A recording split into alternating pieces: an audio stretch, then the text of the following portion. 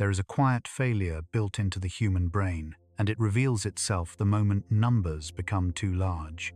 Not because the numbers are wrong, but because our intuition was never designed to hold them. We evolved to judge distances we could walk, quantities we could gather, times we could wait out beneath the sky. When the universe asks us to imagine millions, billions, or trillions, the mind does not stretch to meet them. It gives up, compressing everything vast into the same vague feeling of very big. This is where our understanding begins to fracture. We say, a million, a billion, a trillion, as if they belong to the same family, separated only by emphasis. In everyday speech, they are used interchangeably to mean a lot. But in reality, these numbers are not neighbors. They are separated by chasms so wide that the difference between them is larger than the entire span of human civilization. The danger is not that we don't know the definitions. The danger is that our brains refuse to feel the difference. Consider the simplest possible experiment. Strip away all complexity. No telescopes, no equations, no abstractions, just counting. Imagine you begin counting numbers out loud. One number every second. No pauses, no sleep, no mistakes. Just 1, 2, 3. Steadily, relentlessly, like a clock that never stops. At this pace, reaching 1 million takes about 11.5 days, less than 2 weeks. You could start on a Monday morning and finish before the next weekend.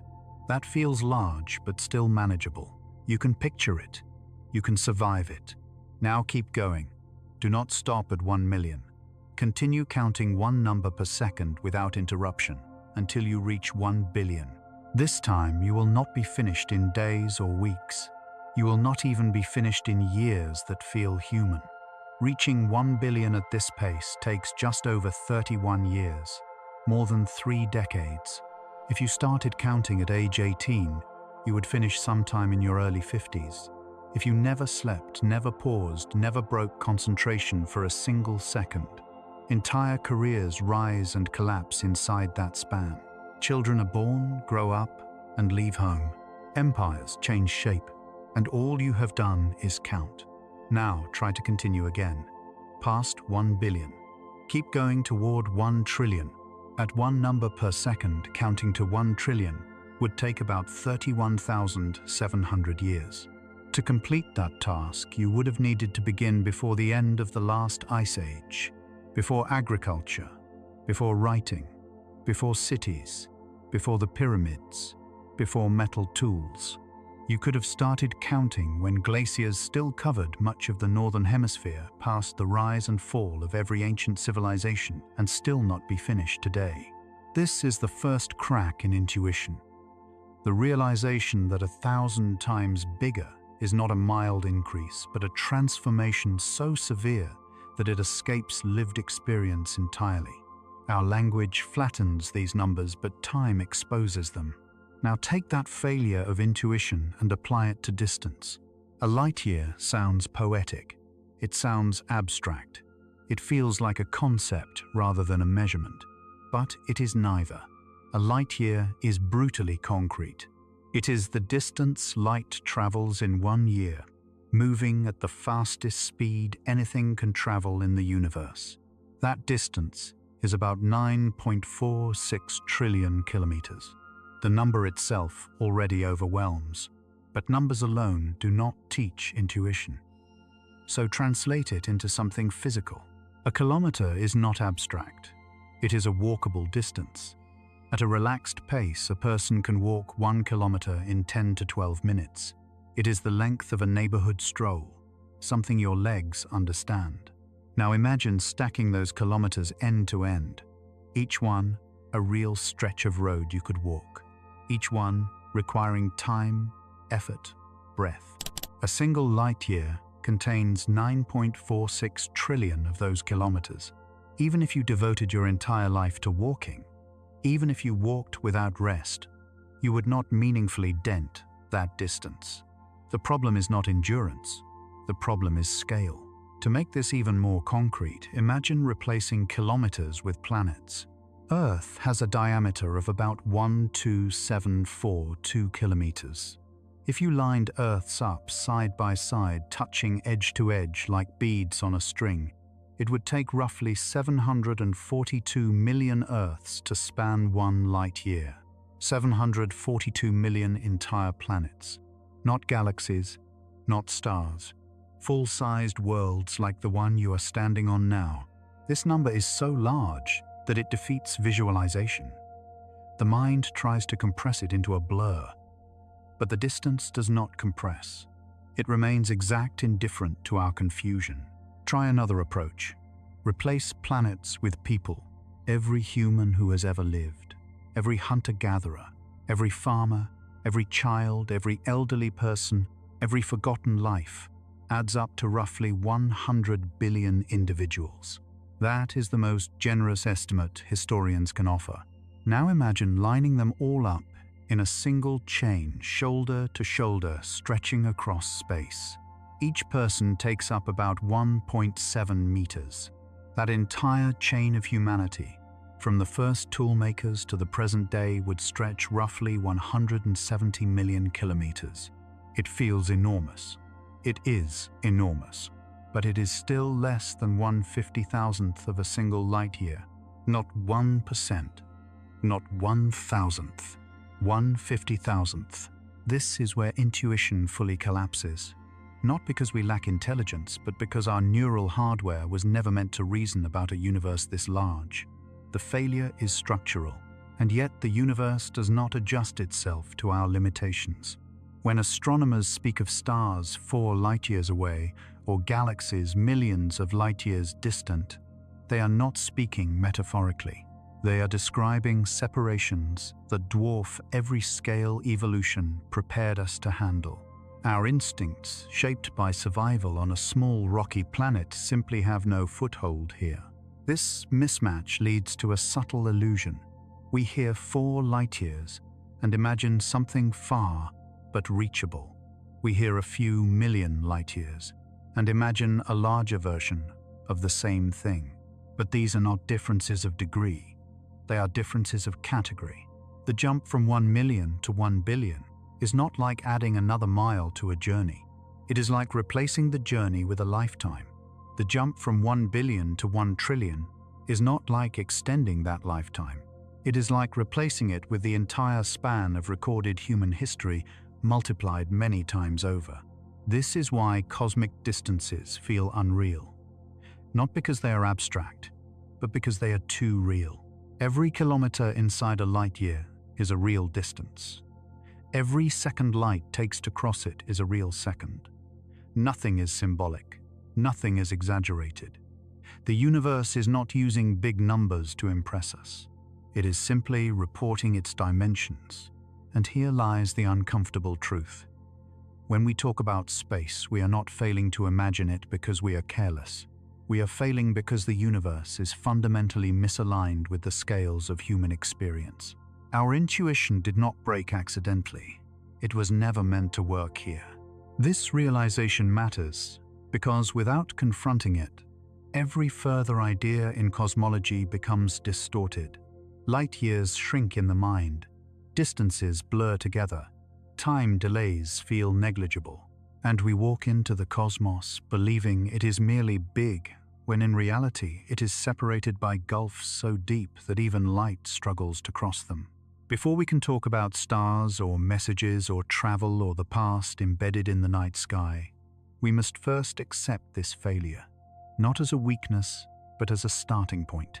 The universe is not obligated to fit inside human intuition. And once that truth settles in, something else quietly becomes clear. If our minds collapse under the weight of numbers alone, then what comes next when those numbers begin to move at the speed of light will stretch our understanding even further than distance ever could. For most of human history, light was not merely fast, it was assumed to be immediate. This assumption did not come from careful reasoning or evidence, but from a deeper source, human intuition shaped by everyday scale. You open your eyes, and the landscape is already there. You strike a flame, and the room brightens without hesitation. Unlike sound, which arrives late, and betrays its motion through echoes, thunder, and delay. Light seemed to ignore distance entirely. Ancient thinkers absorbed this impression into philosophy. Aristotle treated light as a state of transparency rather than a moving entity. Centuries later, even René Descartes leaned toward the idea that light propagated infinitely fast. The logic was simple, and at the time reasonable. If no delay can be detected, then perhaps no delay exists. For nearly 2,000 years, this belief survived. Not because it was proven, but because it was never meaningfully challenged. The universe, however, was not built on human intuition. It simply hid the evidence beyond distances large enough to expose the truth. That truth began to surface in the 17th century, when astronomy expanded beyond naked eye observation and became precise enough to reveal small but systematic discrepancies. The turning point did not arrive through mirrors, lenses, or laboratories on Earth, but through the careful monitoring of a moon orbiting a distant planet. In 1676, the Danish astronomer Ole Rømer, working at the Paris Observatory, was studying Io, one of Jupiter's 4 large moons. Io orbits Jupiter in just under 42 hours, regularly slipping into Jupiter's shadow and re-emerging with clock-like consistency. These eclipses were so predictable that astronomers hoped to use them as a universal time signal, something that could synchronize clocks across vast distances. But as Rømer accumulated years of data, an anomaly emerged. The eclipses did not occur exactly when predicted. When Earth was moving closer to Jupiter in its orbit, Io's eclipses appeared early. When Earth was moving farther away, the eclipses appeared late. The shift was small, on the order of minutes, but it followed a pattern that repeated every year with unsettling precision.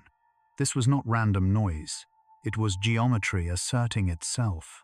At first glance, one might suspect an imperfection in the orbital model of Io, or a miscalculation in Jupiter's motion. But Rømer saw something else. The discrepancy tracked Earth's changing distance from Jupiter. When Earth was farther away, the light announcing Io's eclipse had farther to travel.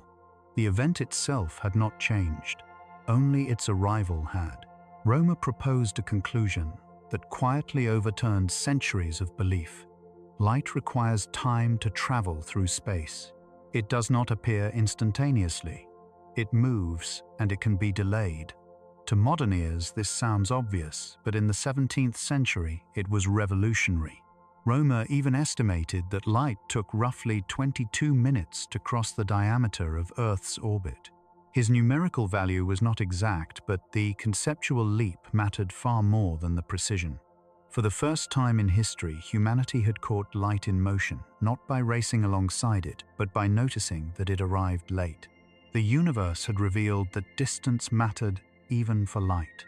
Once this door opened, it could not be closed. Over the next 2 centuries, independent lines of evidence reinforced Rømer's insight. James Bradley's discovery of stellar aberration in the early 18th century showed that Earth's motion causes a slight tilt in the apparent positions of stars, an effect that only makes sense if light travels at a finite speed. Later, laboratory experiments by Hippolyte Fizeau and Léon Foucault measured the speed of light directly on Earth, using rotating wheels and mirrors, replacing celestial inference with controlled experimentation. Each method converged on the same conclusion. Light is extraordinarily fast, but not infinitely so. As measurement techniques improved, uncertainty shrank, and the speed of light became one of the most precisely known quantities in physics. By the 20th century, its value had stabilized to a remarkable degree. Today, it is fixed exactly at 299,792,458 meters per second. This number is not an approximation derived from experiment. It is defined, and that choice reflects a deeper understanding of what light speed truly represents. At first glance, this number seems to describe nothing more than how quickly light moves through empty space. But modern physics reveals that this interpretation is too narrow. The speed of light appears everywhere, even in contexts where light itself plays no role. It governs how electromagnetic disturbances propagate. It links electric and magnetic fields into a single structure. Most importantly, it sets the ultimate limit on how fast cause and effect can be connected. No signal, no force, no piece of information can propagate faster than this speed. For this reason, physicists often describe it not as the speed of light, but as the speed of causality. If one event can influence another, that influence cannot outrun this limit. This is not a technological barrier that might someday be overcome with better engines or materials. It is a structural feature of space-time itself. The universe enforces it with absolute consistency. This insight reached its most radical formulation in the early 20th century with the development of special relativity. The constancy of the speed of light for all observers, regardless of their motion, shattered classical assumptions about space and time. It implied that time could slow down, lengths could contract, and simultaneity itself was not absolute. Two observers moving relative to one another might disagree on whether events occurred at the same time, precisely because information about those events cannot travel faster than light. The speed of light thus became the boundary that shapes the very architecture of reality. It draws the lines of what can influence what, and in what order. Without it, causality itself would dissolve. By the late 20th century, the central role of light's speed had become so fundamental that science made an extraordinary decision. In 1983, the international scientific community redefined the meter.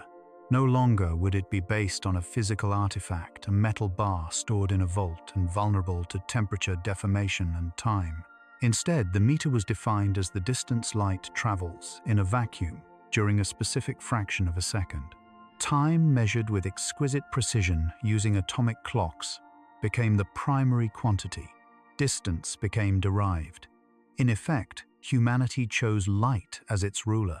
This decision carries profound implications.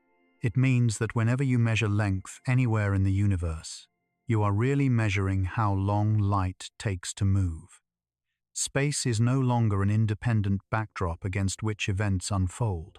It is calibrated by motion. Distance and time are inseparably linked by a constant. The universe appears to respect without exception. There is a quiet irony in this history. For thousands of years, light felt instantaneous, precisely because human experience was confined to small scales. Only when we extended our reach outward, beyond Earth, beyond the Sun, to the distances between planets, did light reveal its finite nature. What once felt immediate turned out to be merely fast, incredibly fast but still limited. And once that limitation was recognized, the universe could never again be seen as truly present to us. Every observation became delayed. Every image became a message from the past. The discovery that light has a finite speed did not simply add a number to physics. It transformed our relationship with reality. It taught us that seeing is not the same as being there. That observation is always retrospective, and that the universe reaches us only through messengers that take time to cross the void. This realization sets the stage for something even more unsettling. If light takes time to travel, then even the nearest objects in space are not seen as they are now, but as they were moments ago. The present moment, it turns out, is never directly accessible. It is always just out of reach, separated from us by the finite speed at which information flows. And once this becomes clear, the solar system itself begins to feel less immediate, less synchronized, revealing that delay is not a distant cosmic curiosity, but a constant feature of the reality we inhabit every day. The idea that we live in the present feels unquestionable. We breathe, we see, we react, and it all seems to happen now. But the moment the speed of light is taken seriously, that sense of immediacy quietly dissolves. Even before we look beyond the solar system, even before galaxies and light years enter the discussion, reality reveals a subtle delay woven into everyday cosmic experience. Within our own planetary neighborhood, nothing is seen as it is. Everything arrives late. The solar system is not a synchronized stage where events unfold simultaneously for all observers. It is a landscape stitched together by signals that take time to travel, and that time is long enough to matter. The Moon is the closest celestial body to Earth, close enough to feel familiar, close enough that astronauts once stood on its surface and spoke to us in real time, or what felt like real time. But even here, the illusion breaks. The average distance to the Moon corresponds to about 1.3 seconds of light travel time. That means every signal sent from Earth to the Moon takes 1.3 seconds to arrive, and every reply takes another 1.3 seconds to return. During the Apollo missions, this produced a round-trip communication delay of roughly 2.6 seconds. If you listen carefully to the recordings, you hear it clearly. A question is asked. A pause follows, then the answer comes back. That pause was not hesitation. It was not uncertainty. It was light moving across space. For the first time in human history, ordinary conversation was stretched across cosmic distance, and the delay was built not by technology, but by physics. Even at the Moon, the present fractures into two slightly misaligned moments, one on Earth and one on the lunar surface, separated by seconds that cannot be removed. There was no way to make it faster. That delay was the speed limit asserting itself. Now extend that realization outward to the Sun. Sunlight takes about 8 minutes and 20 seconds to reach Earth. Every ray warming your skin left the Sun more than 8 minutes ago. Every sunrise is a delayed report. This leads to a statement that sounds dramatic, but is physically precise. If the Sun were to vanish this instant, Earth would continue orbiting peacefully bathed in sunlight for more than 8 minutes before anything changed. Gravity itself propagates at the speed of light, so even the force holding Earth in orbit would not disappear immediately. For those 8 minutes, the solar system would behave as if nothing had happened. We would be living inside a past that no longer exists. The warmth we feel, the light we see, the stability we trust would all be remnants of a star that was already gone. This is not speculation. It is a direct consequence of finite signal speed. The present, as experienced on Earth, is always slightly outdated. We do not see the Sun. We see its history. Move farther outward, and the delay grows from seconds to minutes, and then to spans long enough to reshape how exploration itself must be conducted.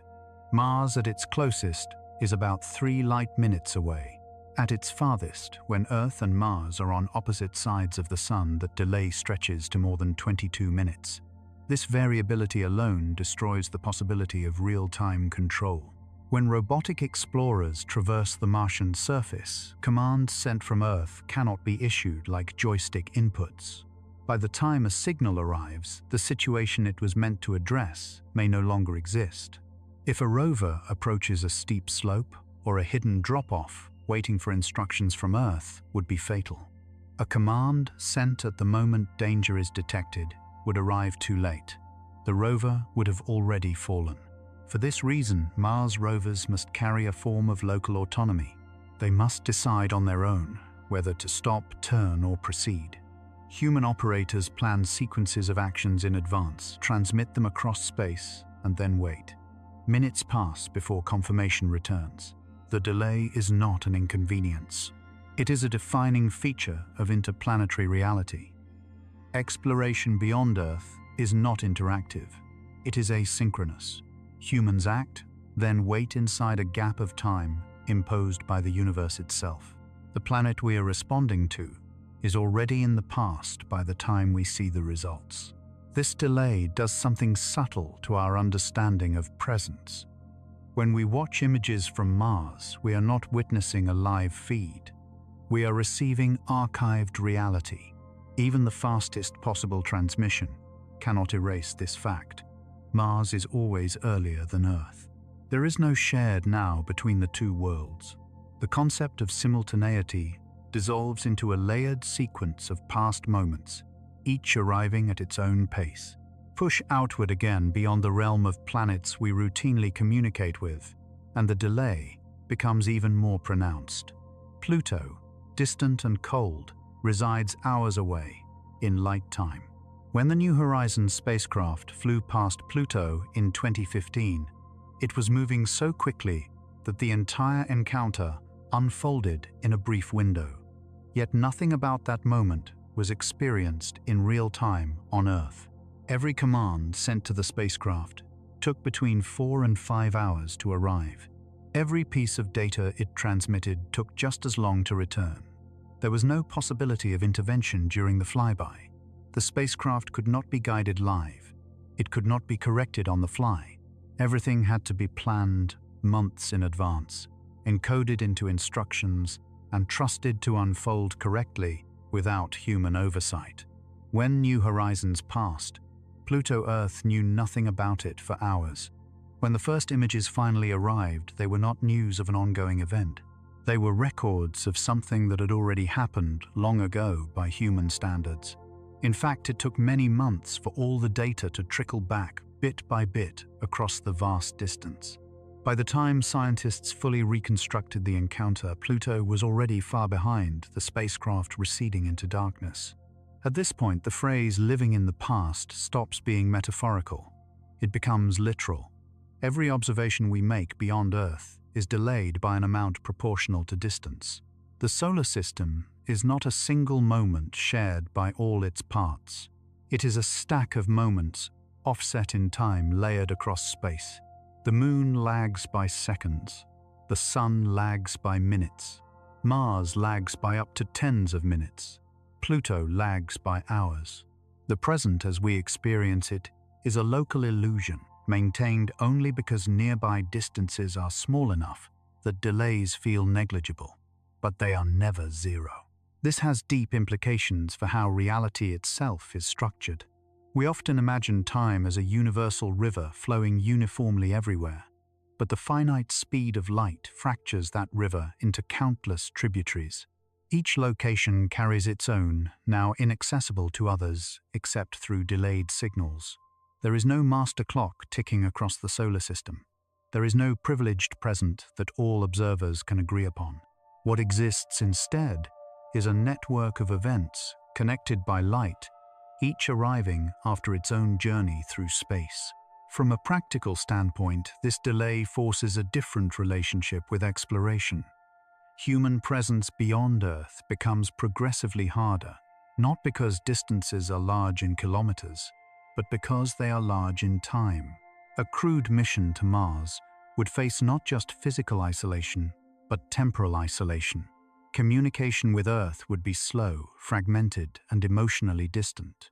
Conversations would stretch across minutes. Emergencies would unfold without immediate support. Astronauts would inhabit a world permanently misaligned with Earth's present. They would live inside a different slice of time. From a philosophical standpoint, the lag reveals something even more unsettling. The universe we perceive is not the universe as it is, but the universe as it was. Even within our own planetary system, perception is always retrospective. The present moment exists locally, but the moment we look outward, we are already looking backward. The night sky, even when viewed from Earth's backyard, is a museum of delayed light. The solar system, often imagined as intimate and accessible, is already large enough to break the illusion of immediacy. At that point, it becomes impossible to see space as a simple extension of earthly experience. Distance is not just separation in space, it is separation in time. To look outward is to accept delay. To explore is to relinquish control.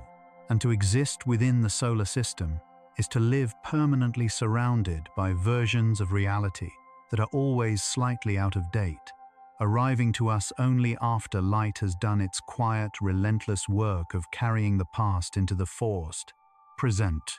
There is a quiet tragedy embedded in one of humanity's greatest technological achievements, and it only becomes visible when speed is measured not in kilometers per second, but in days of light. Voyager 1 was launched in 1977, during a brief moment when human ambition briefly outran caution. It was never designed to be heroic. It carried no crew, no grand promises of reaching other stars. It was a machine built to fly past a handful of planets, collect data, and then drift onward into darkness. And yet decades later, Voyager 1 has become the farthest object humanity has ever placed into the universe. Not because it is fast by cosmic standards, but because we have nothing faster to offer. Voyager 1 moves at about 17 kilometers per second. That number sounds abstract, until it is anchored to human experience. A rifle bullet travels at roughly 1 kilometer per second. Voyager is about 20 times faster. At that speed, it could cross an ocean in minutes. If it flew through Earth's atmosphere instead of space, it could travel from North America to Japan in 1 or 2 minutes. It is, by any terrestrial standard, astonishingly fast. And it has been moving at this speed continuously for nearly half a century, without rest, without refueling, without guidance from human hands, beyond faint radio whispers sent across space. Few machines in history have endured longer or traveled farther. And yet, when measured against the scale set by light, Voyager's journey exposes the limits of everything we can currently do. After almost 50 years of flight, Voyager 1 is only about 1 light day away from Earth. That phrase deserves to be unpacked carefully, because it contains the heart of the tragedy. A light day is the distance light travels in 24 hours. Light, moving at nearly 300,000 kilometers per second, crosses that distance effortlessly in a single rotation of Earth. Voyager, moving at 17 kilometers per second, has required half a century to cover the same span. Light needs 1 day. Humanity's fastest messenger needs 50 years. The difference is not incremental. It is absolute. It is the difference between a universe built on causality and a species still crawling outward with tools shaped by planetary thinking. This comparison alone reveals something deeply uncomfortable. We often imagine that technology progresses exponentially, that each generation brings dramatic leaps forward. But Voyager 1 stands as evidence that when it comes to interstellar distances, our progress is still trapped near zero. Voyager did not slow down. It did not break. It did exactly what it was designed to do.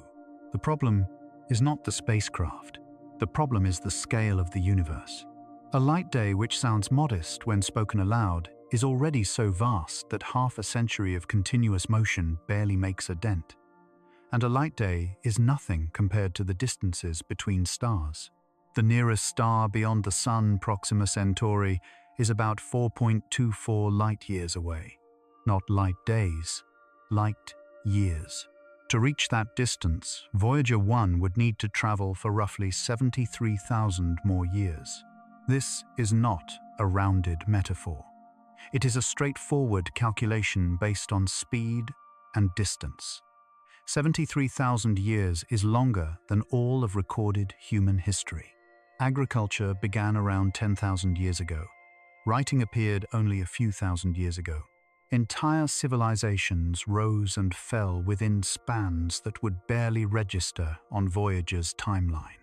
If Voyager 1 were launched by early humans who first learned to cultivate crops, it would still be nowhere near another star today. The spacecraft would still be drifting through the outer dark, carrying radio silence and frozen instruments long after languages changed beyond recognition and continents shifted beneath new generations. This is where the tragedy deepens. Voyager 1 is not slow because engineers failed. It is slow because propulsion itself is constrained by physics, energy, and practicality. To accelerate a spacecraft to even a small fraction of the speed of light requires energy on a scale that borders on the absurd. Chemical rockets which powered Voyager are already pushed near their theoretical limits. They trade fuel for speed with ruthless inefficiency. Once the fuel is gone, the spacecraft coasts forever locked into the velocity it achieved in its brief launch window. Voyager has been coasting for decades, and it will continue to coast for millennia, but its speed will never meaningfully change. In the emptiness between stars, there is no friction to slow it down, but there is also no mechanism to push it faster. It is frozen into a trajectory defined by a few minutes of combustion in the late 20th century. Seen this way, Voyager 1 is less a triumph of speed than a monument to limitation. It represents the absolute edge of what planetary technology can accomplish. We sent it with our best engines, our most careful planning, and our highest hopes. And the universe responded by revealing how small that effort really was. Voyager has barely stepped beyond the Sun's immediate neighborhood. It has crossed the heliopause, leaving behind the bubble of solar influence, but in cosmic terms, it has not gone anywhere at all. The stars remain unimaginably distant. The gap between systems remains a gulf measured not in kilometers but in centuries of light. There is another layer to the tragedy, quieter but just as profound. Communication with Voyager 1 now takes almost a full day for a round trip. A signal sent from Earth travels outward for nearly 24 hours before reaching the spacecraft. Any response takes another 24 hours to return. Every conversation is stretched across days, and even this fragile link will not last forever. Voyager's power source, a radioisotope generator slowly decaying, is fading. One by one, instruments are being turned off to conserve energy. Eventually, the spacecraft will fall silent. It will continue flying, but it will no longer speak. Humanity's farthest ambassador will become unreachable. Not because it reached another star, but because it ran out of power long before getting close. This silence carries a symbolic weight. Voyager was launched with optimism, with the belief that reaching outward was inherently meaningful. It carries a golden record, a curated message from Earth intended not for any specific recipient, but for the possibility of one. And yet the odds that it will ever be found are vanishingly small. Space is vast beyond comprehension.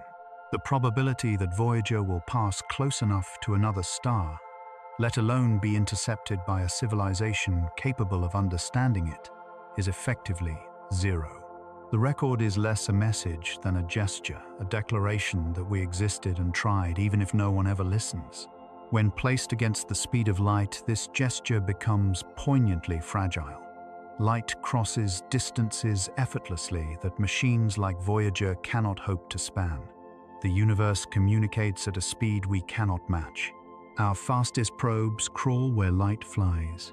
And because of this, the dream of reaching the stars with physical objects begins to look less like a technical challenge and more like a fundamental mismatch between ambition and reality. The tragedy is not that Voyager failed. It succeeded perfectly.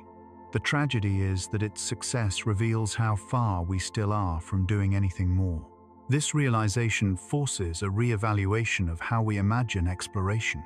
On Earth, distance can be conquered by persistence. Walk long enough, and you arrive. Sail far enough, and land appears. But between stars, persistence alone is meaningless.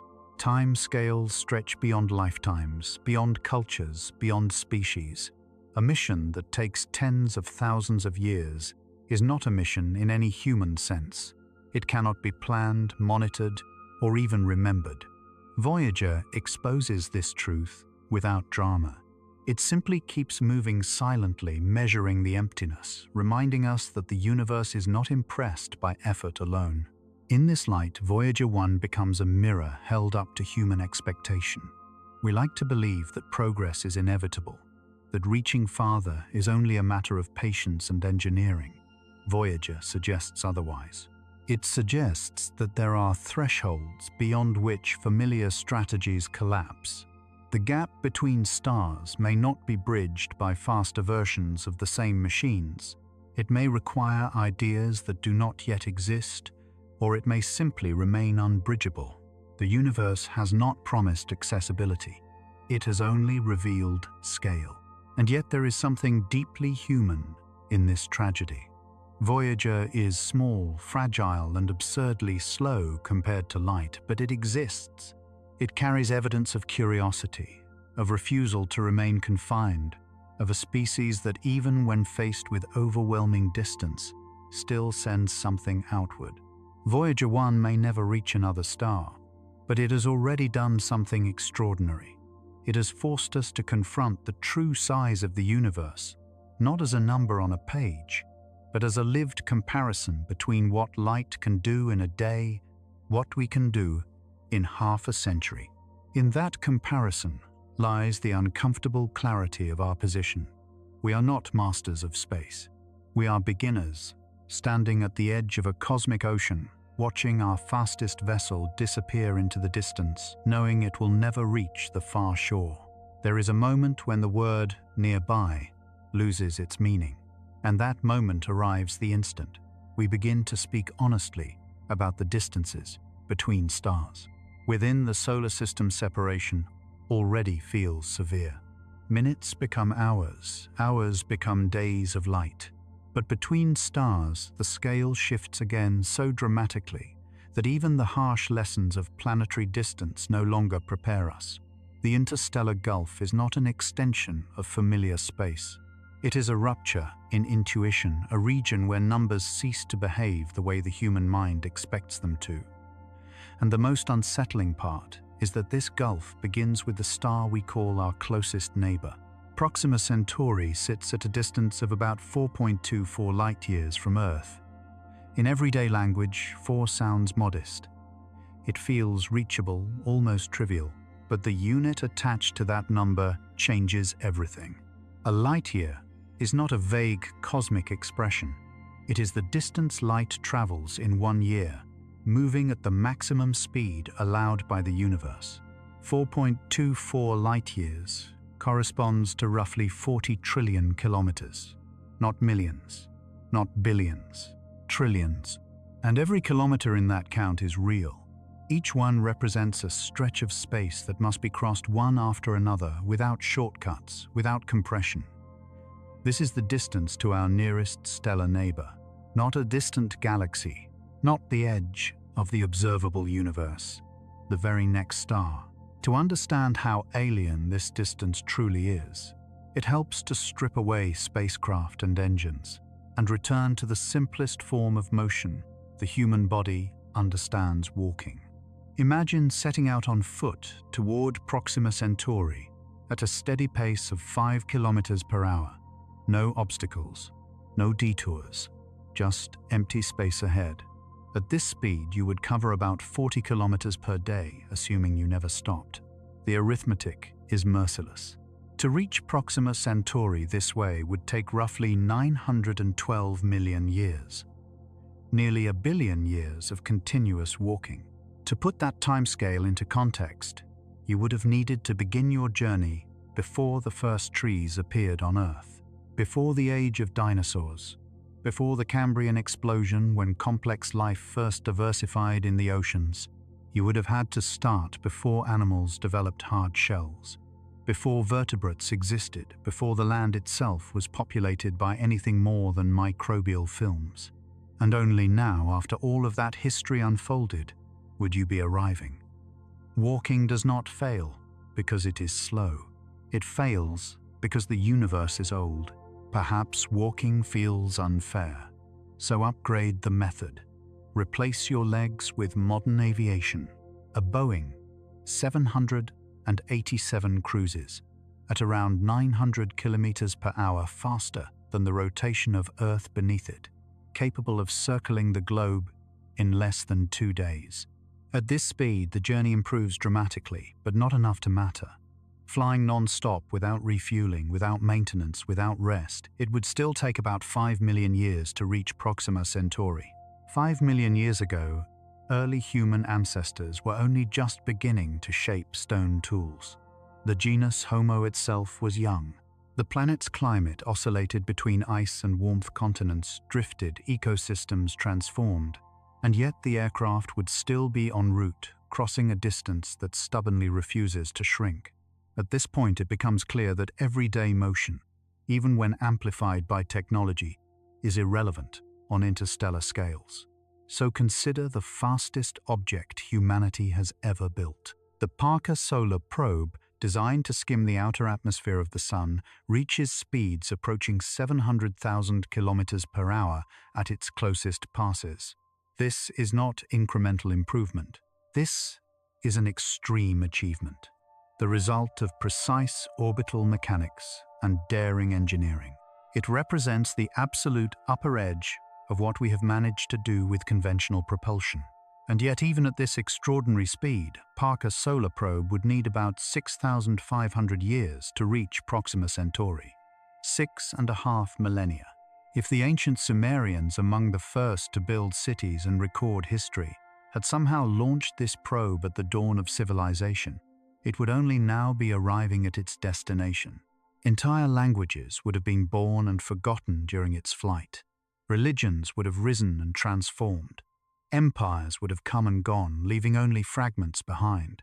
The spacecraft would still be coasting indifferent to all of it, obeying nothing but inertia. This is the shock the interstellar gulf delivers. Not that distances are large, but that they dwarf every timescale humans instinctively use to judge progress. Even our fastest machines operating continuously are effectively stationary compared to the speed required to make stars feel close. Light covers the gap to Proxima Centauri in just over 4 years. Our best technology needs thousands. The ratio is not discouraging because it is inconvenient. It is discouraging because it reveals a structural mismatch between human capability and cosmic scale. What makes this gulf especially deceptive is that stars appear close together in the night sky. Constellations compress immense depth into a flat pattern of points. Proxima Centauri itself is invisible to the naked eye, hiding among countless others. Visually, the stars seem sprinkled across a dome, separated by small, angular distances. But this appearance is an illusion, created by projection. In reality, the stars are isolated islands scattered through an ocean of near-perfect emptiness. The average separation between stars in our region of the galaxy is measured in light years, not astronomical units. The space between them is not crowded. It is overwhelmingly empty. If the solar system were reduced to the size of a coin, the nearest star would be kilometers away. There is nothing in between, no intermediate landmarks, just vacuum. This emptiness is why the gulf feels so absolute. Within the solar system, gravity, radiation, and solar wind fill space with structure. Between stars, that structure collapses. The density of matter drops to nearly nothing. A spacecraft traveling between stars would spend almost its entire journey passing through regions where encountering even a single atom would be rare. And yet, despite this emptiness, distance remains unforgiving. The lack of obstacles does not make the journey easier. It simply makes it lonelier. The interstellar gulf also reshapes how we think about communication. A message sent to Proxima Centauri takes over 4 years to arrive. Any reply takes another 4 years to return. Even if a civilization identical to ours existed there and responded immediately, a single exchange would span nearly a decade. Conversation as humans understand it would be impossible. Coordination would be meaningless. Every interaction would be delayed beyond relevance. The gulf isolates not just bodies, but timelines. This isolation hints at something deeper. The galaxy may contain hundreds of billions of stars, many of them hosting planets. Life may be common. Intelligence may arise repeatedly, but the distances between these islands impose a quiet separation. Each star system becomes its own temporal bubble, loosely connected to others only through slow-moving light. Civilizations, if they exist, may live entire histories without ever exchanging a word, not because they choose silence, but because the gulf makes dialogue impractical. When this reality sinks, in the language of exploration begins to sound different. Phrases like nearby star or interstellar neighbor lose their comforting tone. Proxima Centauri is not a neighbor in any human sense. It is an unreachable shore across an ocean so vast that crossing it with physical objects borders on fantasy. The gulf is not waiting to be bridged by incremental advances. It demands a rethinking of what travel itself means. And yet the most unsettling aspect of the interstellar gulf is not its size, but its ordinariness. Proxima Centauri is not an extreme case. It is typical. Every star beyond the Sun is separated from us by similar voids.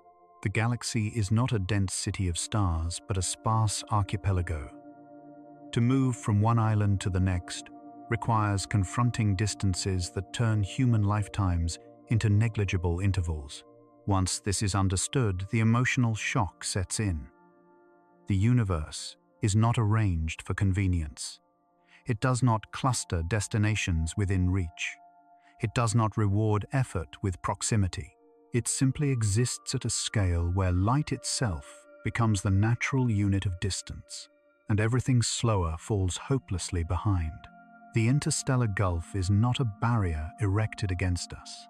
It is a consequence of how space itself is laid out. Standing on Earth beneath a sky filled with stars, it is tempting to feel surrounded. In truth, we are alone in a vast clearing, with the nearest lights unimaginably far away. The gulf between stars is not just a physical distance. It is a statement about our place in the universe.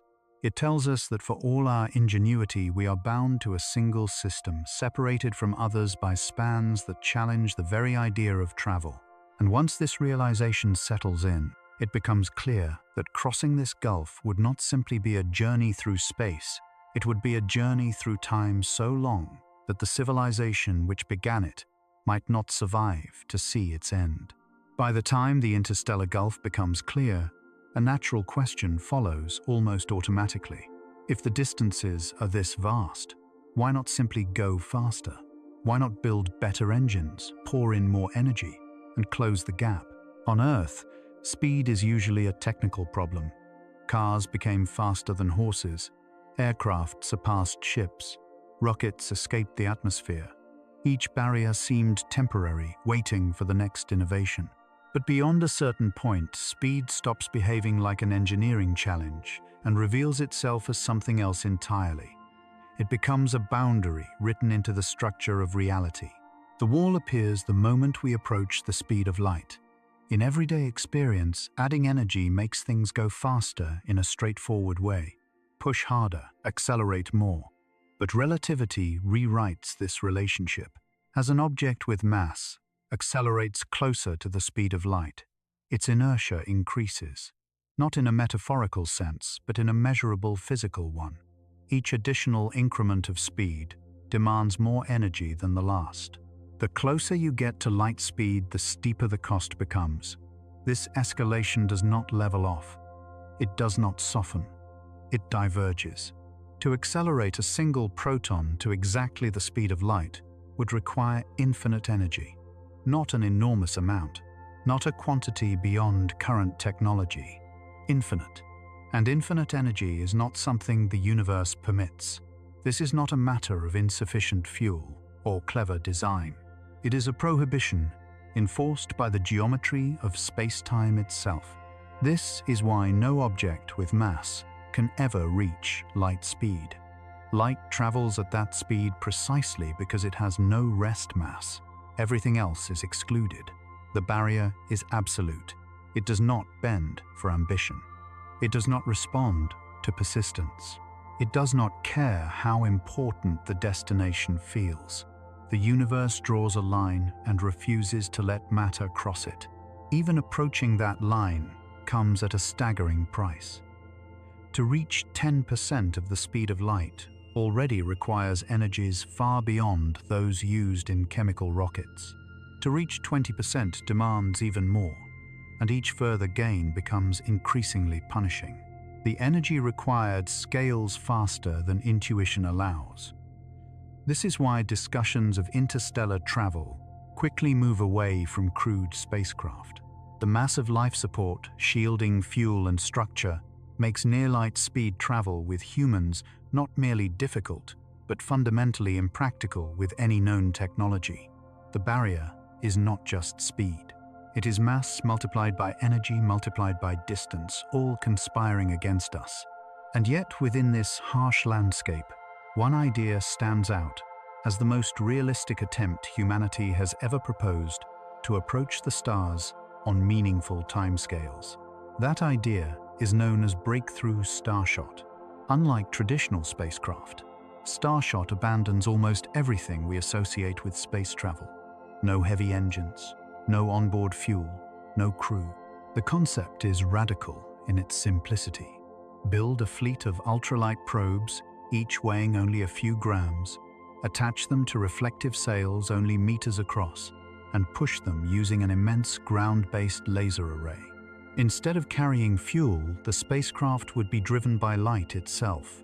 Photons, despite having no mass, carry momentum. When they strike a reflective surface, they transfer that momentum, producing thrust. With enough photons concentrated intensely enough, that thrust becomes significant. In theory, such a system could accelerate a tiny probe to around 20% of the speed of light in just minutes. At that velocity, the journey to Proxima Centauri would take about 20 years. Add another 4 years for the signal to travel back to Earth, and humanity could receive data from another star system within a single human generation. Compared to the 73,000 years required by Voyager, this feels almost miraculous.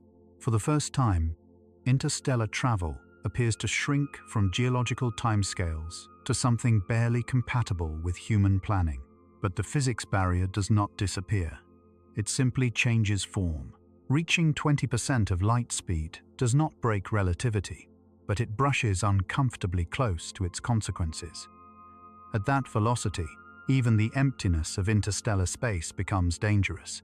Space is not truly empty. It contains sparse dust grains, atoms, and radiation. At everyday speeds, these are harmless. At relativistic speeds, they become lethal. A dust grain the size of a bacterium struck at 20% of light speed carries the kinetic energy of an exploding projectile. There is no practical shielding that a gram-scale spacecraft can carry to survive repeated impacts. One collision could vaporize the probe instantly.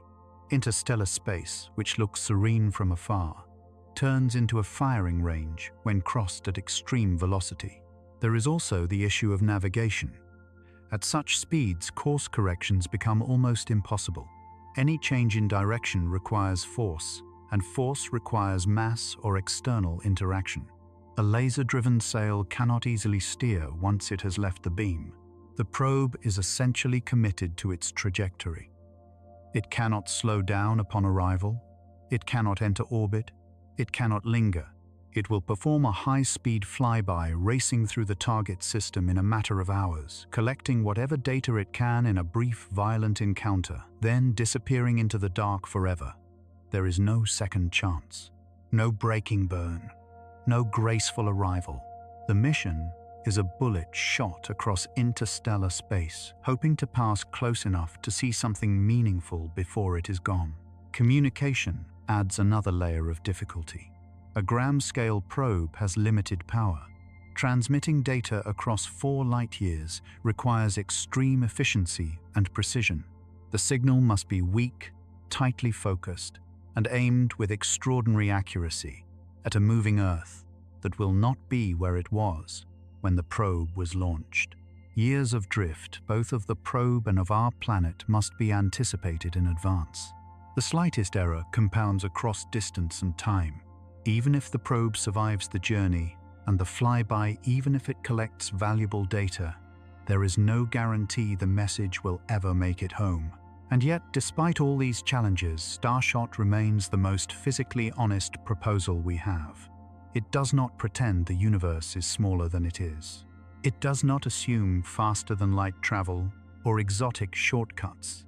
It works within known physics, pushing right up against the barrier without attempting to cross it.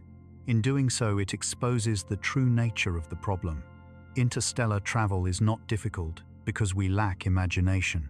It is difficult because the universe is structured in a way that makes speed extraordinarily expensive and mass extraordinarily stubborn. This realization forces a sobering reassessment of science fiction dreams. Warp drives, hyperspace lanes, and instantaneous jumps are compelling narrative tools, but they bypass the physics barrier rather than confronting it. In reality, no mechanism has ever been shown to allow information or matter to outrun light without violating causality itself. The speed of light is not just a number. It is the rule that keeps effects from preceding causes. Break that rule, and the logical order of the universe collapses. The tragedy is not that the barrier exists. It is that it exists exactly where we most wish it would not. The stars are close enough to inspire longing, yet far enough to demand speeds that the universe forbids us to reach with massive objects. We are caught in an uncomfortable middle ground, fast enough to see other systems clearly, too slow to visit them easily. Starshot, for all its audacity, accepts this compromise. It offers not arrival, but encounter, not settlement, but observation. It treats interstellar space not as a highway to be conquered, but as a gulf to be briefly crossed by sacrificing everything but information. In doing so, it reflects a deeper truth about our place in the cosmos. Perhaps the universe is not arranged for migration, but for awareness. Perhaps our role is not to spread physically among the stars, but to understand them from afar, using light to push light information, to chase information. The physics barrier does not slam shut in anger. It stands quietly immovable, reminding us that some limits are not waiting to be overcome. They are telling us something fundamental about how reality works. And in that message lies the real challenge, not how to go faster, but how to come to terms with a universe where speed itself is rationed, and where reaching outward requires humility as much as ambition. At a certain point, distance stops being the most unsettling consequence of high-speed travel. Speed itself begins to distort something far more intimate: time. Up to now, the universe has challenged us with vast separations and harsh energy limits. But once motion approaches the speed of light, the universe does something stranger. It stops letting everyone share the same clock. Time fractures. And in that fracture, travel becomes a kind of imprisonment, not of space, but of duration. In everyday life, time feels absolute. A second is a second, a year is a year, and everyone seems to move through them together. This assumption is so deeply embedded that it feels like a law of nature, but it is not. It is a convenience born from slow speeds and short distances. Relativity reveals that time is not universal. It is personal. It depends on how you move, and the faster you move, the less time you experience. This effect is known as time dilation, and it is not theoretical. It has been measured repeatedly. Atomic clocks flown on airplanes tick more slowly than those left on the ground. Particles accelerated in laboratories live longer than they should, according to stationary clocks. The equations predict it. The experiments confirm it. Time stretches under motion, and the stretching becomes extreme as speed approaches the speed of light. Consider a concrete scenario. Imagine a spacecraft traveling to a star 10 light-years away. That distance alone already sounds severe, but now add speed. Suppose the spacecraft travels at 99.9% of the speed of light. From the perspective of Earth, this journey is straightforward to calculate. The ship must cover 10 light-years on the outbound trip and 10 light-years on the return. Even at that extraordinary speed, Earth's clocks will measure roughly 20 years passing before the traveler comes home. Children will grow into adults. Societies will shift. Technologies will advance. History will continue at its ordinary pace. But on board the spacecraft, something radically different happens. Time slows down for the traveler. At 99.9% of light speed, the effects of time dilation become dramatic. Instead of experiencing 20 years, the traveler may experience only a few months or a few years, depending on the exact velocity and trajectory. Their biological clock runs slower. Their heart beats fewer times. Their cells age more gently. When they return to Earth, they step into a future that arrived without them. They are younger than everyone they left behind, not metaphorically, but physically. This is the essence of the so-called twin paradox. One twin stays on Earth. The other leaves at near light speed and returns.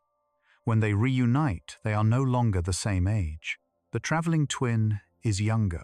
The paradox is not a contradiction in physics, but a clash with intuition. The resolution lies in the fact that the traveling twin changes reference frames by accelerating and decelerating, while the earthbound twin remains in a relatively stable frame. Time does not disagree with itself. It simply follows different paths through space-time. What matters here is not the mathematics, but the consequence. High-speed travel is not just movement through space. It is movement through time at a different rate. The faster you go, the less of the universe's future you personally experience. Speed becomes a kind of time shield, insulating the traveler from the flow of history outside the ship. This leads to a realization that is both fascinating and deeply unsettling. Anyone capable of interstellar travel at relativistic speeds is by definition a traveler into the future. They do not need exotic machines or fictional devices. Motion itself does the job. By moving fast enough and far enough, they allow the universe to age without them. When they return, they arrive in a world that has moved on. The social consequences of this effect are profound. Imagine a crew departing Earth on a mission that, from their perspective, lasts only a few years. They train, they launch, they explore, and they return, feeling as if they have been gone briefly. But Earth has aged decades, perhaps centuries. Everyone they knew is gone. Languages have shifted. Political systems have collapsed and reformed. Cultural references have lost their meaning. The travelers are biologically young, but socially ancient. They carry memories of a world that no longer exists. In this sense, relativistic travel creates a prison of time. The bars are invisible but absolute. Once you commit to such a journey, you surrender your place in the shared timeline of your civilization. You cannot pause Earth's history. You cannot slow it down to match your own. You move forward at a different rate, locked inside your own pocket of duration, watching the rest of the universe rush ahead without you. This is not merely a personal tragedy. It reshapes the idea of exploration itself. Exploration has always implied return. Sailors crossed oceans, knowing they might come home to familiar shores. Astronauts orbit Earth, knowing their planet would still recognize them. But interstellar travel at near-light speed breaks that contract. The return is guaranteed to be alien. Even success carries loss. To go far enough, fast enough, is to accept exile from your own era. There is another subtle consequence. Time dilation protects the traveler, but punishes coordination. Any mission involving multiple ships or communication with Earth becomes fragmented. Messages sent from Earth arrive compressed or stretched depending on relative motion. Responses sent back arrive after long delays. The shared sense of now dissolves completely. Planning becomes guesswork across decades of divergence. The universe no longer offers a single stage on which events unfold together. From a biological perspective, time dilation offers no escape from mortality. The traveler ages more slowly, but they do not stop aging. Their lifespan is preserved relative to their own experience, not extended indefinitely. Meanwhile, the civilization they left behind consumes centuries in the span of their youth. When they return, they are not immortal heroes. They are survivors displaced in time, surrounded by descendants and strangers. This is why the phrase "faster" means younger hides a deeper cost. Yes, the traveler remains young, but youth without continuity becomes isolation. Identity is shaped by shared history, by overlapping lifetimes, by common reference points. Time dilation severs those connections. It transforms explorers into living relics, witnesses from a vanished present. Seen this way, time dilation is not a gift, it is a trade. The universe allows you to cross immense distances quickly, but it charges you in belonging. You may keep your years, but you lose your world. The faster you go, the more severe the separation becomes. At extreme speeds, even returning home becomes a misnomer. There is no home left in the sense you remember. This realization reframes the dream of interstellar travel. The barrier is not only energy or distance, It is temporal alienation. To travel among the stars at meaningful speeds is to accept that you will not grow old with your civilization. You will not watch its story unfold naturally. You will step out of time, let it rush past you, and then step back in displaced. In a quiet way, this returns us to a humbling truth. The universe does not forbid travel. It permits it. But it refuses to let us carry our shared present with us. Time is local. It belongs to where you are and how you move. Once you leave at near light speed, you are no longer synchronized with anyone else. You are alone in your clock, confined within a narrow corridor of personal time, watching the universe age beyond your reach. The prison of time has no walls, no guards, no locks. It is enforced simply by motion. And it reminds us that even if the stars were within reach, the cost of reaching them would not be measured only in energy or years, but in the quiet loss of everything that makes a moment shared. Up to this point, the universe has already stripped away many comforting assumptions. Distance is not what intuition expects. Speed has a hard limit. Time can stretch and fracture, but there is one step further. A shift so severe that even the idea of before and after begins to lose meaning. It appears when we stop asking how light behaves for us, and instead ask what the universe looks like from the perspective of light itself. This is where familiar concepts quietly collapse. From our point of view, light is always late. We look at the night sky and see stars as they were years, centuries, or millions of years ago. The most dramatic everyday example is the light arriving from the Andromeda galaxy. That light left its source about 2.5 million years ago. When it began its journey, early human ancestors were still shaping simple stone tools. Entire species that would later walk the Earth had not yet appeared. Civilizations, languages, histories, all of that lay far in the future. The photons now entering your eyes have been traveling longer than our species has existed. From our perspective, that journey is unimaginably long. It stretches across epochs, climates, extinctions, and evolutionary transitions. We are accustomed to thinking of this light as ancient, exhausted by its long flight across intergalactic space.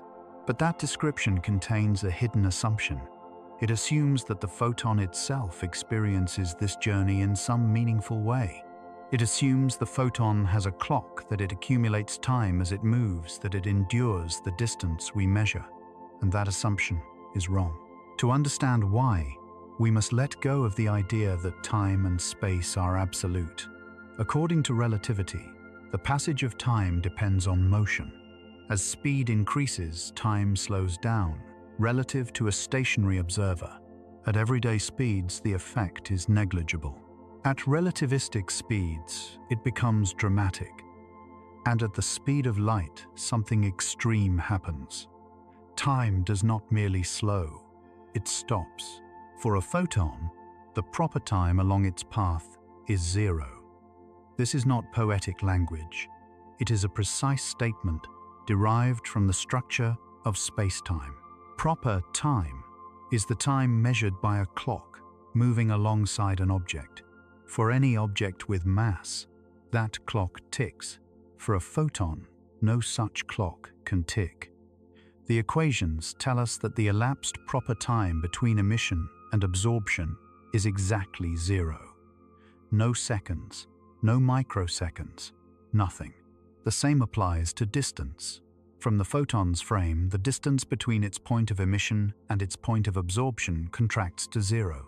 This is length contraction taken to its absolute limit. At the speed of light, space collapses along the direction of motion. The separation we measure as millions of light years disappears entirely. This leads to a statement that feels almost impossible to accept for a photon. The moment it leaves a star in Andromeda and the moment it strikes a detector on Earth are the same moment. Not nearly the same. Not effectively the same. The same. There is no interval in between. To us, this sounds like a contradiction. How can a journey that takes 2.5 million years also take zero time? The answer is that both statements are true, but they belong to different perspectives. Time is not a single universal substance flowing everywhere at the same rate. It is relational. It depends on how you move through space-time. We must be careful here, because language easily misleads. Saying from the photon's perspective does not mean the photon is conscious or aware. It does not experience anything in a psychological sense. What it means is that the geometry of space-time along a light-like path has special properties.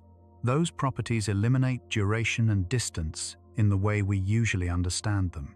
Once this is grasped, the universe begins to look very different. From our perspective, the cosmos is vast, old, and layered with history. From the photon's perspective, the entire observable universe collapses into a single point-like event. Emission and absorption are not separated by space or time. They are directly connected. This realization does not make the universe smaller. It makes it stranger. Consider what this means for the idea of simultaneity. We often imagine the universe as a sequence of moments, each one following the last unfolding everywhere at once. Relativity already undermines this by showing that simultaneity depends on the observer. The photon pushes this to an extreme. For light, there is no sequence. There is no unfolding. The entire path exists as a single geometric object in space-time. From this viewpoint, the universe is not something that happens over time. It is something that is structured by relationships between events. Light does not travel through time the way we imagine objects do. It connects events directly, bypassing duration entirely. This helps explain why light is such a powerful messenger. It does not age. It does not accumulate wear. A photon emitted billions of years ago is not tired when it arrives. It is not degraded by time. It arrives exactly as it left, carrying information across cosmic history, without itself participating in that history. From our side, this information arrives slowly filtered through vast delays. We build narratives about ancient light, about messages from the past. And those narratives are correct from our frame, but they are incomplete. They miss the fact that at the deepest level, the universe allows events to be connected without time passing along the connection. This also explains why the speed of light is so central to physics. It is not merely a fast signal. It is the boundary between different kinds of space-time paths. Massive objects follow time-like paths, accumulating proper time. Light follows null paths, where proper time vanishes. The speed of light marks the transition between these regimes. It is not just a speed. It is a geometric threshold. From that moment on, certain philosophical questions take on a different tone. We often ask what the universe was like in the distant past, or what it will be like in the far future. For us, these are meaningful distinctions. For light, they are not. A photon emitted at the birth of a star and absorbed by a telescope billions of years later does not traverse a long history. It connects two events that are adjacent in its own geometric description. This does not mean the universe has no history. It means history is not universal. It is observer-dependent. Massive observers like us live inside time, accumulating it relentlessly. Light does not. It exists at the boundary where time ceases to apply. There is a subtle consequence here that reshapes how we think about observation itself. When we look at the universe, we are not watching a movie play out in real time. We are intercepting light paths that already contain the entire connection between source and observer. The delay we perceive is ours, not the light's. The past we see is not stored in the photon as a memory. It is simply the event at the other end of the connection. In this sense, the universe does not send us messages through time. It connects us to events through space-time. Light is not a traveler carrying news across millions of years. It is a bridge that ignores time entirely, while we standing at one end of the bridge interpret the connection through the slow ticking of our own clocks. This perspective is deeply unsettling because it undermines the idea that time is fundamental. It suggests that time emerges from how massive observers move and interact, not from the underlying structure of reality itself. Space and time, which feel so solid and unavoidable in daily life, begin to look like approximations that break down at the extremes. From the photon's point of view, the universe is not large, it is not old, it is not divided into past and future. It is a single unified structure where events are linked without separation. The star and the eye are neighbors. Emission and absorption are adjacent. And yet, we cannot inhabit that perspective. As long as we have mass, as long as our hearts beat and our cells age, we are confined to time-like paths. We experience duration. We remember. We anticipate. We wait. Light does none of these things. This creates a final, quiet contrast. We struggle to cross distances that light dismisses entirely. We plan journeys that take generations, while photons complete theirs in no time at all. The universe offers two modes of existence, one slow, heavy, and bound to time, the other massless, timeless, and instantaneous. We belong to the first, but all of our knowledge of the cosmos arrives through the second. In the end, the photon's perspective does not make the universe simpler, it makes it deeper. It reveals that space and time are not the stage on which reality plays out, but part of the story themselves. And once this is seen, the question is no longer how long light has traveled to reach us, but how a universe that allows such connections can ever feel so vast, so slow, and so distant to creatures who live entirely inside time. When we look far enough into space, we are no longer observers of the present. We become archaeologists. Every photon that reaches us is a fragment of evidence, detached from the moment that produced it, and delivered after a long, silent delay. The sky is not a live broadcast.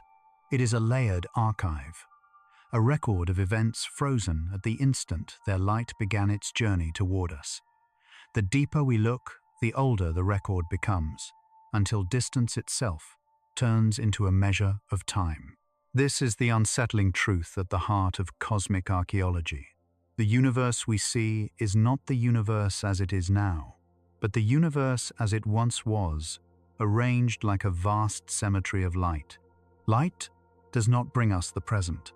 It brings us history. And the night sky, calm and beautiful as it appears, is filled with objects that may no longer exist in the form we see them. Consider the star Betelgeuse, a red supergiant marking the shoulder of the constellation Orion. It lies roughly 600 light-years from Earth. When we look at Betelgeuse, we are seeing it as it was around 6 centuries ago during the late Middle Ages. While cities in Europe were still surrounded by walls, while telescopes had not yet been invented, while the scientific method itself was still forming, the light we see tonight was already on its way. Betelgeuse is unstable. Astronomers know that it will eventually explode as a supernova. It may already have done so. It could have collapsed and detonated in the year 1700 or 1800 or even yesterday. If that happened, Earth would remain unaware for centuries. The explosion would race outward at the speed of light. But until that wave of photons arrives, the sky will continue to show a calm, glowing star. When the supernova finally appears in our sky, perhaps around the year 2300, it will not be news of a current event. It will be a report from a distant past.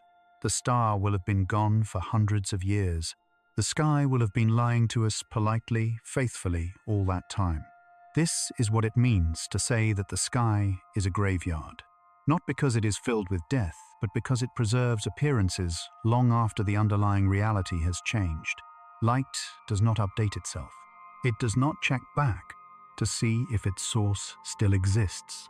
Once emitted, it carries a snapshot of a moment that cannot be revised. Push your gaze farther outward, and the archaeological layers thicken. The Andromeda galaxy sits about 2.5 million light-years away. The faint spiral you see through binoculars or a telescope is not Andromeda as it is today.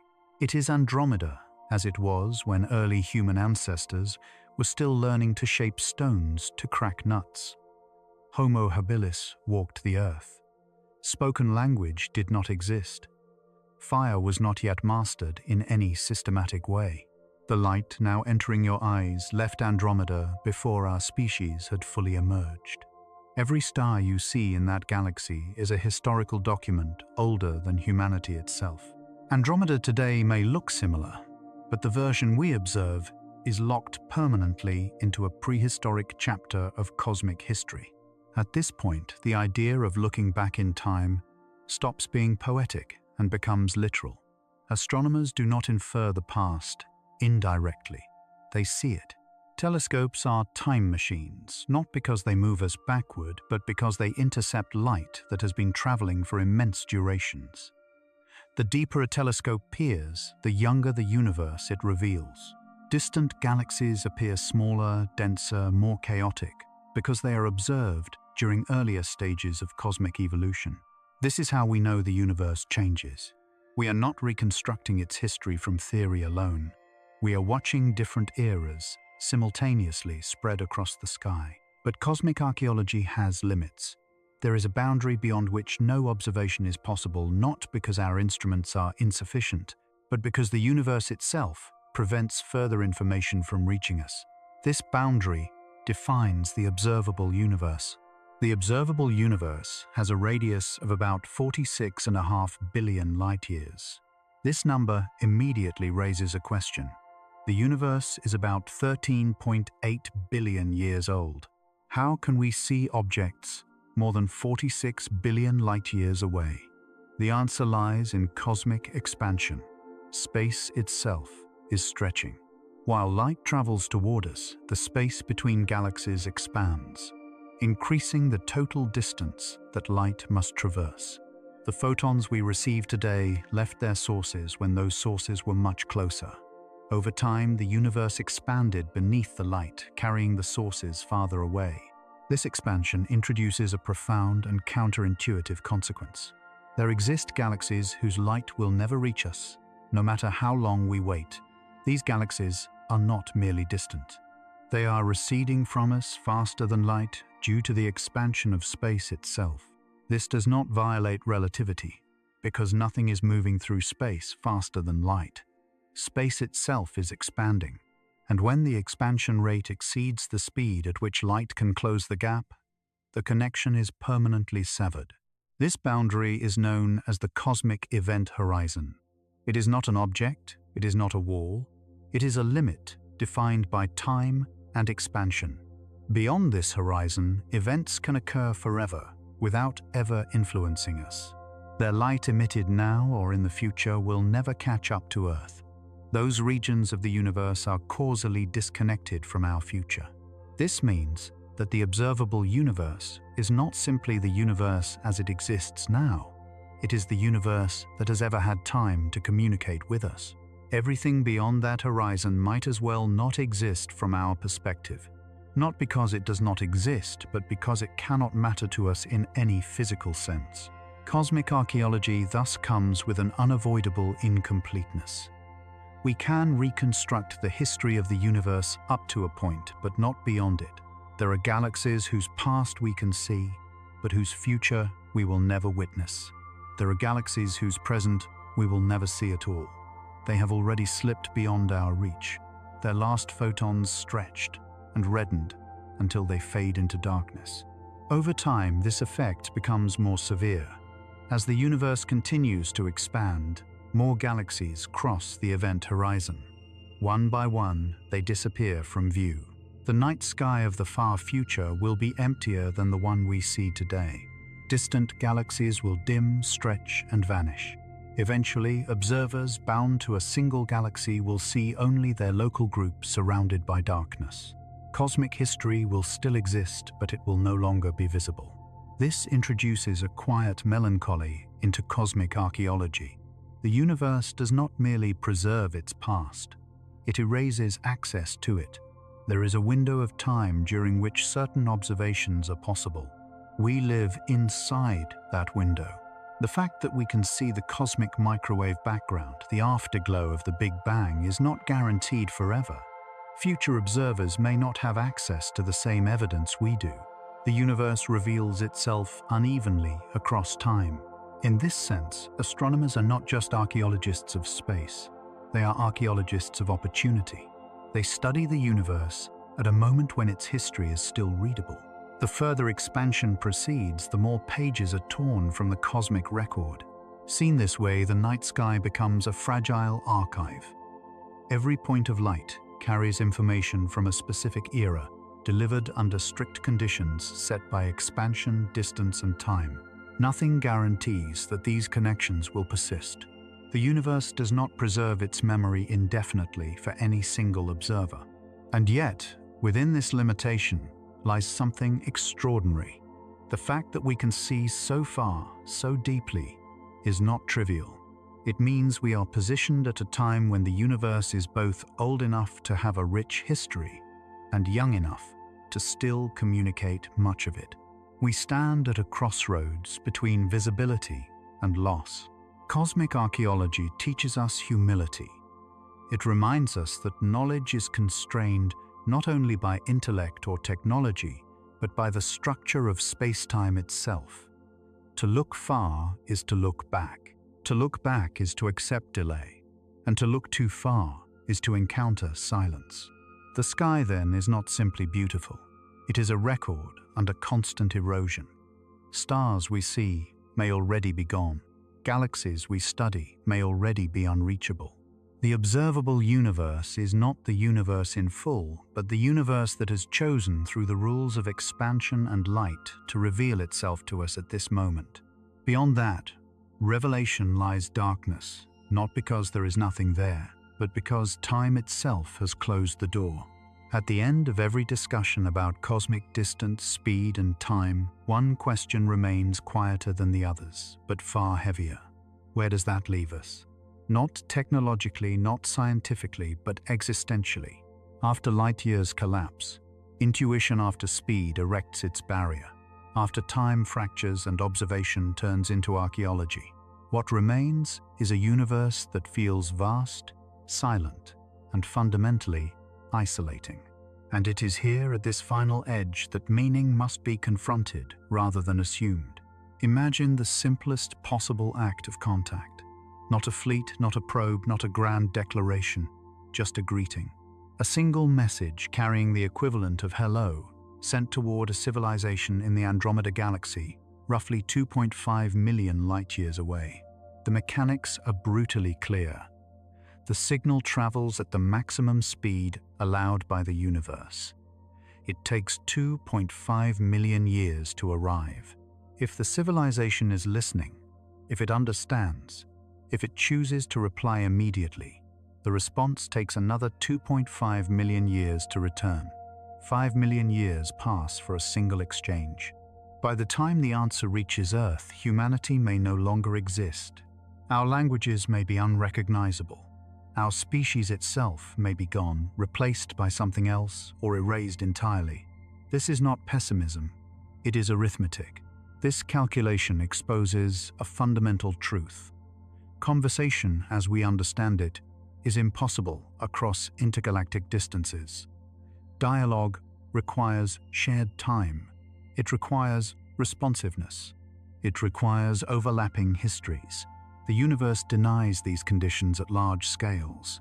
Even if intelligent life is abundant, even if civilizations flourish across countless stars, they are separated not just by space, but by eras. Each one occupies its own temporal island, drifting alone through cosmic expansion. This reframes the question that has troubled scientists and philosophers alike for decades: why the universe appears silent. The so-called Fermi problem is often posed as a puzzle. If the universe is vast and old, where is everyone? Why do we not see signs, signals, visitors? But once the true scale of separation is understood, the silence becomes less mysterious. It is not evidence of absence, it is evidence of isolation. The distances are so extreme, the delays so severe, that even a universe full of life would feel empty to any one observer. civilizations may rise and fall without ever overlapping in time or space. Their signals may pass through regions long after the senders are gone, or never arrive at all. In this sense, the universe is not quiet. It is asynchronous. It does not coordinate its inhabitants. It allows them to exist, but not to easily acknowledge one another. Every civilization becomes an island bounded by light speed and expansion, surrounded by darkness, not because there is nothing there, but because connection is too slow to matter. This realization carries a sharp emotional edge. Humans are social creatures. We define meaning through relationship, through recognition, through response. We look outward and hope to find echoes. But the universe does not promise echoes. It offers only scale, and scale, when fully grasped, strips away comforting fantasies. There is no cosmic community waiting just beyond the horizon. There may be countless others, but they are unreachable in any sense that resembles contact. This is absolute isolation, not as a dramatic statement, but as a physical condition. Every world is enclosed within its own causal bubble. Every civilization is confined to a narrow slice of space-time, able to influence only what lies within reach of its light. The universe permits existence, but it does not guarantee companionship. And yet, this is not the end of the story. Isolation is not the same as meaninglessness. In fact, the same physics that isolates us also binds us to the universe in a deeper way. Consider your own body. The iron in your blood, the calcium in your bones, the carbon forming your cells were not created on Earth. They could not have been. The early universe contained only the lightest elements. Everything heavier was forged later inside stars. Carbon formed in stellar cores through nuclear fusion. Iron emerged in the final moments of massive stars during catastrophic collapses and explosions. These stars lived, burned, and died billions of years ago. When they exploded, they scattered their elements across space. Those atoms drifted for millions, sometimes billions of years. They passed through clouds, collapsed into new systems, and eventually became part of a planet, and then part of you. Your atoms have traveled across vast distances and deep time. They have crossed light years without intention, without awareness, guided only by gravity and chance. Long before you existed, they were already on their way. In this sense, connection does not require communication. It does not require awareness or response. It exists through shared physical history. While civilizations may be isolated in time, matter is not. Atoms migrate. Energy flows. Physics links distant events through cause and effect, through conservation laws that do not care about boundaries or silence. The universe may not speak to us, but it has already touched us intimately and irreversibly. This reframes our place in the cosmos. We are not observers standing apart from an indifferent void. We are configurations of the universe itself, temporarily assembled into a form capable of reflection. The same laws that govern stars govern ourselves. The same constants that limit travel shape our existence. We are not visitors to the universe. We are expressions of it. Seen this way, the silence becomes less hostile. It is not a rejection. It is a condition. The universe does not arrange itself to be witnessed. It simply unfolds. That we are here to notice it at all is not guaranteed, and certainly not required. And yet here we are, capable of tracing our origins across cosmic history, capable of understanding why contact is impossible, capable of asking what it all means. Meaning then cannot be imported from outside. It cannot arrive as a reply from Andromeda. It must be constructed locally, within the narrow window of time and space we occupy. This does not diminish it. It sharpens it. When connection is rare or impossible, presence gains weight. When time is finite, moments matter. The universe does not offer reassurance. It offers context.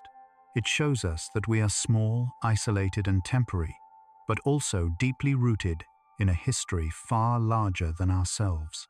We carry the aftermath of ancient stars in our bodies.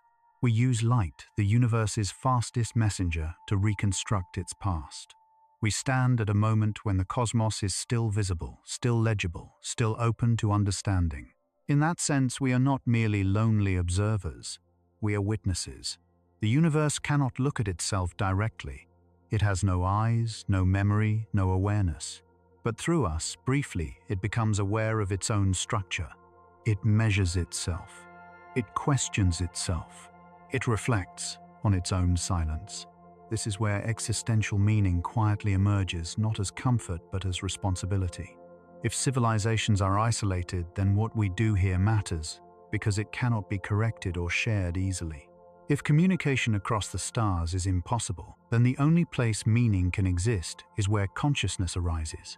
And if consciousness is rare or fleeting, then its presence carries weight, regardless of scale. We often imagine meaning as something granted by recognition, by being seen or answered. The universe offers neither. Instead, it offers participation. We are part of its physical story, shaped by its laws, carrying its history forward in thought and memory. That may be enough. Absolute isolation does not imply insignificance. It implies uniqueness. Each island of awareness is its own experiment, its own lens on reality. We do not need the universe to respond to justify our existence. We exist because physics allowed it, and that alone is extraordinary. In the end, the cosmos may remain silent, the distances unbridgeable, the stars unreachable. But within that silence, something undeniable remains. The atoms that formed stars learned for a brief moment to ask where they came from. And in doing so, the universe achieved something rare. It became capable of seeing itself, not everywhere, not forever, but here, now, through us. Thank you for spending this quiet moment here with me. And if this journey has brought you even a small sense of calm, I'm deeply grateful. Wishing you a peaceful good night. And if you feel like it, a gentle like or a soft tap on subscribe is a simple way to encourage me to keep creating these stories. And I would truly love to know where and when you're listening as you rest beneath the stars. Good night.